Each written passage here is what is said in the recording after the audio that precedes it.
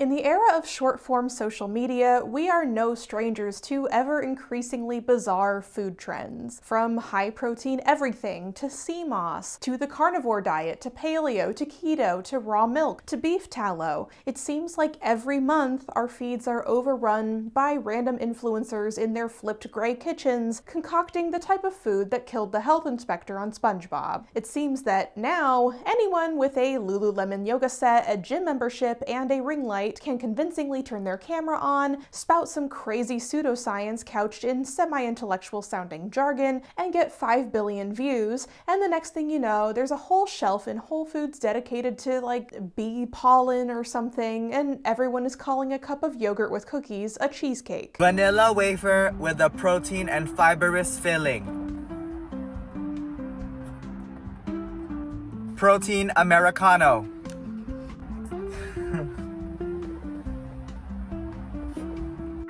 Sparkling water with 14 grams of protein. But of course, trends like this long predate social media. Many of us who are millennials or zillennials can remember being fed a lot of tilapia growing up, for example, or the ever ubiquitous grapefruit trend. I grew up in the late 90s and 2000s, and let me tell you, the body negativity back then was so unbelievably rancid, and it was everywhere. We were practically drowning in a sea of specific diets that were emblazoned on every magazine in the checkout lane of grocery stores, every TV ad. Weight Watchers, the Sleeping Beauty diet, the Atkins diet, the Dukan diet, the South Beach diet, the Master Cleanse, Slim Fast, Jenny Craig, Nutrisystem. Yeah, the Slim Fast diet didn't work, so I'm trying the Special K diet. All I eat is a bowl of Special K every day. That's it. Uh-oh. Oh, what? I just did the Special K pinch. What's that? A little test to see if you need to watch your weight. If you can pinch more than an inch, you probably do. And I did. I bet I know what you're having for breakfast. Yeah, I'm feeling great. Who ate my Smart Ones pizza? Did you know that the fat grams in a handful of croutons totally pushes the envelope of the daily fat intake? No, I didn't know that. Oh, yes, they're like these tiny breaded time bombs. We'll just have a side of lemons. Somehow, the 2000s both encouraged dieting and eating disorders, but also rewarded women who ate a lot as being one of the guys and not like other girls. I think a lot about Kate from Lizzie McGuire, who in the movie spends the entire time going, "I don't eat carbs." Kate, you don't eat spaghetti. I'd eat carbs if an Italian boy bought them for me. Until she becomes a nice girl at the very end and goes to town on a plate of spaghetti. But going all the way back to the Victorian era, you saw the beginnings of food as widespread fad, with the expansion of print media and newspapers and journals, making random dietary opinions more accessible than ever. Mothers and housewives especially were bombarded with a deluge of strongly worded treatises by doctors or hygiene experts touting some new food rule or cure, and not following it ran the risk of being a bad mother or wife, or even worse, a bad person altogether. What were some of the wackiest fads that terrorized 19th century households? Come learn with me. Also, because I know a lot of you are gonna immediately go to the comments to ask, my sweater and collar are from the Hushfall Archives. This isn't sponsored by them. I just love them so much, and it's this beautiful Art Nouveau sweater and detachable collar. It's so cute. It's from their new collection, so you definitely should check it out. I've mentioned their stuff before, and every single collection that they come out with is better than the last. It's so amazing. Love them. 10 out of 10 company. But before we get into the video real quick, I also want to update y'all on how my fitness journey has been going. As a lot of you know, I've been really working on getting stronger over the last couple years, including things like going to the gym and lifting, which was always really hard for me before because I kind of had no direction or guidance, which made it really easy to fall off when I got busy or confused over if I was doing things correctly. To make things worse, I had a major surgery last year that really set me back. And then I started using Trainwell last year, and honestly, it's really helped ever since. Today's sponsor, Trainwell, is an app-based program that connects you with your very own trainer so you can do personalized guided workouts anytime from anywhere, catered to your needs. I started working with my trainer Jill, who was able to get an idea of of my health issues and limitations or whatever hiccups I keep running into, and there's a lot of them. And we were able to customize workout routines to cover what my body actually needs. It was so helpful to be able to work directly with someone who is sympathetic to my limitations and doesn't try to punish me, and also isn't trying to push me to do things that I'm not ready for physically, especially because I frequently have setbacks. If I miss a session, she checks in with me to see how I'm doing, and we go from there. It's been really motivating, and I can really feel like it's been helping me to keep me on track and get stronger every day. Not only getting me to my pre-surgery strength, but beyond it. I can feel a lot less pain and fatigue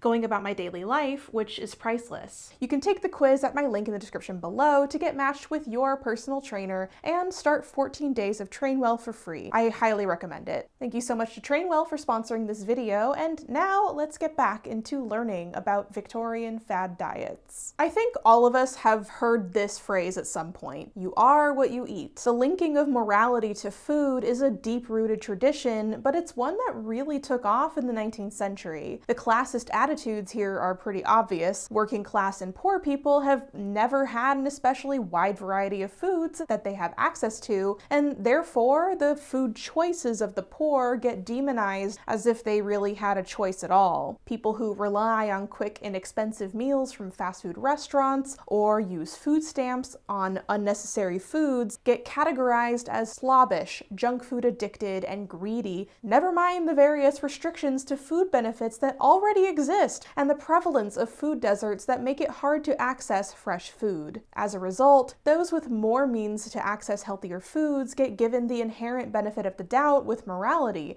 because they are able to make good choices. In past centuries, the argument over food and morality was largely focused on a middle-class audience. The morality of the poor was already clearly off the table. It's probably not shocking that most of the brunt of the arguments were focused on women. The 19th century was when the term anorexia nervosa was initially coined, after all. Women were expected to provide and cook, but at the same time, show dainty self-restraint and avoid consuming too much, whereas men were frequently shown eating a great deal in order to represent their power. Men who fasted or abstained from foods like meat and dairy that supposedly helped virility were seen as incredibly abnormal, or at worst, a threat to empire and society. That's a lot of pressure to put on a guy, so it isn't really that surprising that men started adopting some weird fad diets and promoting them. One of the most famous at the time being the vinegar and water diet promoted by Lord freaking Byron, who appears in seemingly every one of my videos. I'm sorry, I can't get rid of the guy. This diet would actually look familiar to a lot of us, where you drink water mixed with apple cider vinegar. It's still promoted today as a way to cure ailments such as IBS or heartburn, with very little evidence to actually support it actually working. Byron was mainly using it as an appetite suppressant, and it seemingly did result in a great deal of weight loss. No wonder it persists. But Lord Byron wasn't the only big name in Victorian dieting. In 1863, a retired undertaker named William Banting published letters on corpulence addressed to the general public, in which he claimed to have lost 50 pounds on a low-carb, high-protein diet. This was the true blast-off of the view of thinness as a symbol of goodness and superiority. This was in wicked contrast to the prior prevailing mindset where being more corpulent was seen as good because you could clearly survive a famine or food shortage or other hard times, making you a stronger member of society. With the rise of bantingism, fat was now a dirty word, and there had not really been a prior view that fatness inherently signaled bad health. After all, that's a deeply flawed medical view. A person can be a wide variety of weights and still be perfectly strong and healthy, and oftentimes this view leads to medical fat phobia,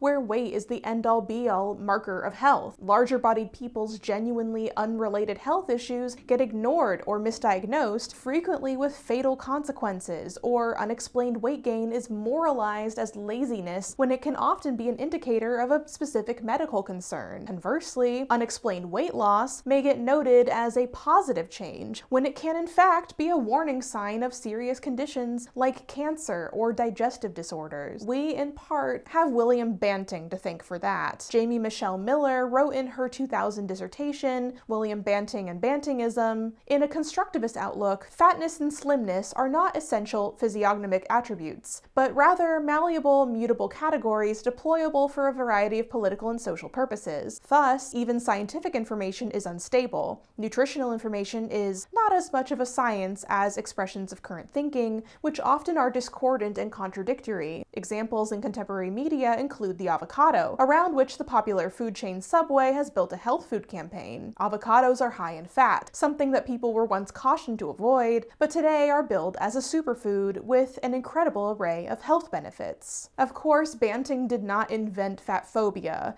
In 1829, William Wadd published Comments on Corpulency, in which he argued that excess fat can cause mania, evil, or even, purely by existing, death, supported by anonymous letters written to him by corpulent gentlemen and women. His treatise is far more medical and balanced in nature, but that's a really low bar. The 1844 book Water Cure for Ladies by Marie Louise Shaw argued that physicians and medicines and pills are not to be trusted, and that eating too much, although she doesn't specify how much too much is the greatest cause of disease. She also calls tea one of the most destructive poisons of nature, and argues against eating any fats at all, and definitely no salt. She also advocates for injecting water into the body with a syringe. Shaw didn't exactly invent the idea of the water cure, also referred to as hydropathy. It seemingly was invented by Vincenz Preisnitz in 1810 and was brought to the US by Joel Schuh, who opened a water cure clinic in New York City. Proponents of hydropathy weren't the only ones advocating radical and bizarre, not to mention potentially dangerous medical advice. In 1884, Suzanne Dodds argued in her book The Diet Question that one must only partake of hygienic foods, and mentioned avoiding inflammatory foods, which is certainly good advice, but she argued that fish and poultry and eggs are more inflammatory to eat than beef or mutton, which is definitely not true. She also writes, "Some dietetic reformers, in their eagerness to gratify a perverted palate, have fallen into the habit of mixing various foods together,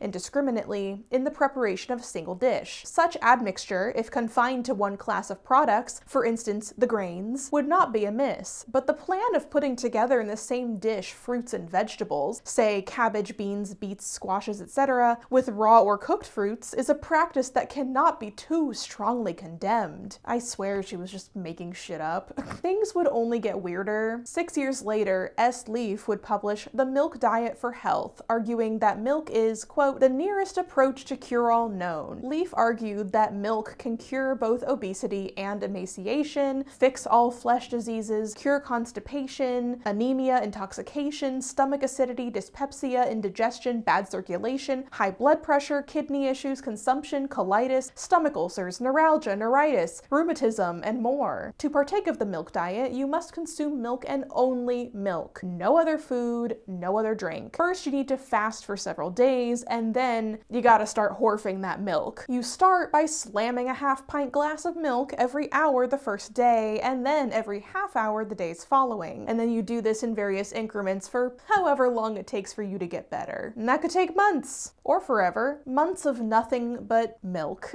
Oh, the milk is making you feel sick, you say? Don't worry about that, says Leaf. It's all part of the process. Do not let your stomach be the judge as to the amount needed. A bad stomach is probably in such a condition that it does not know what is good for it. It has been misused for so long that all it is willing to do is pass along some pre-digested stuff which does not call for any great effort on its part, and furnishes very little vitality to the body. Give the stomach some work to do, but let it be material that will make good rich blood. Even if there is some inconvenience the first day or two, the milk should be kept going until the new circulation stimulates the cells and glands to make proper digestive juices. Things will then begin to go better. If you start to feel like you might vomit or feel nauseous, Leaf says you're allowed to suck on a lemon. A consistent theme that you may be noticing is the tendency towards liquid or vegetarian diet. The Victorians became increasingly interested interested in meatless diets as a health system. Many writers, correctly noting the poor quality of meat being sold to the population, started to argue that meat eating was inherently disease-causing, which is not correct. Some authors even argued that flesh eating, as they called it, was a sign of barbarism, and likened it to cannibalism, which was, for some reason, a topic that Victorian writers were really obsessed with. Vegetarian authors argued from a moral standpoint as well, like H.S. Salt, who said in their 1880 treatise, Morality and Diet, if it be a degrading occupation to kill animals, how can the habit of eating them be other than degrading? If we condemn the ignorant and brutal butcher who supplies the flesh, how can we acquit the refined ladies and gentlemen who demand it? I guess they have a point about the hypocrisy there, but I think the answer is probably to not discriminate against butchers, not argue that all people who eat meat are evil psychopaths. This moral grandstanding by early vegetarian movements, which to be fair did have good points amongst the bad and still does, with nuance, was there since the very beginning and was actually rooted in a lot of xenophobia and nationalism. The guy who really spearheaded American vegetarianism, Sylvester Graham, argued that foreign imports such as spices, coffee, sugar, tea, and wine were all too exotic and inherently threatening to the body and one's health. Meanwhile, the most moral and healthful and wholesome foods were the all-American milk and bread. I think we do have to note, though, that this mentality in the US especially had a lot of unique influences too. From the 1830s to 90s, the US population ballooned by millions, largely immigrants, many of whom participated in westward frontier expansion. By nature of being a country of people who came from Europe, being forced to adapt to new and unfamiliar crops and food sources, combined with increased awareness of how bad the state of healthcare and medicine was, it makes sense that unique and unusual health movements arose rapidly. After all, the exact same thing is happening today. The proliferation of unique and new, or simply renamed, supplements and ingredients combined with health anxieties and a distrust of a corrupt medical system leads fairly directly to a culture of random people who make careers hawking fad diets. And this has always been doubly so in the US. Janet Chrzan and Kima Cargill write in Anxious Eaters Why We Fall for Fad Diets, because Americans believe in the capacity of purchased goods and services to solve problems, create identity, and craft the body, it is inevitable that diets arise out of consumer processes and structures. A diet does not exist on its own, free of purchasable goods and concepts. It is created and validated by the books, ad-filled blogs, diet amendments, products, and retail foods that constitute its consumerism. Without the option to purchase and create self-identity through brand allegiance, the diet might have no meaning and thus no followers. So a diet is not just a set of behaviors, but a belief system, a consumer product, and a social identity. I don't think there's really an easy answer to this. We're learning about new studies and scientific discoveries surrounding food and its relationship to disease every day, but we're also navigating a reality where rando experts on social media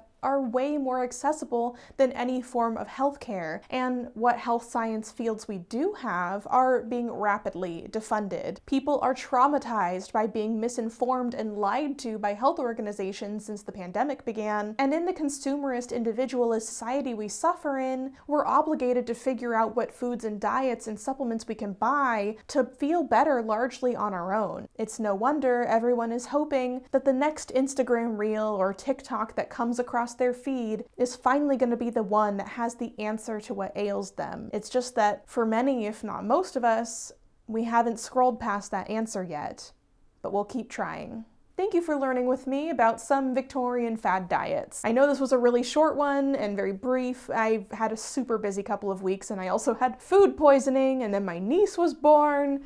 It's only gonna get busier. Maybe I need to go on the milk diet. Anyway, don't forget to grab a copy of my graphic novel, Liberated: The Radical Art and Life of Khawandanah. And don't forget to click the link in the description below to take the quiz and get matched with your personal trainer and start 14 days free of Train Well. And until next time, wash thy hands, wear thy mask, and eat thy vegetables and fiber.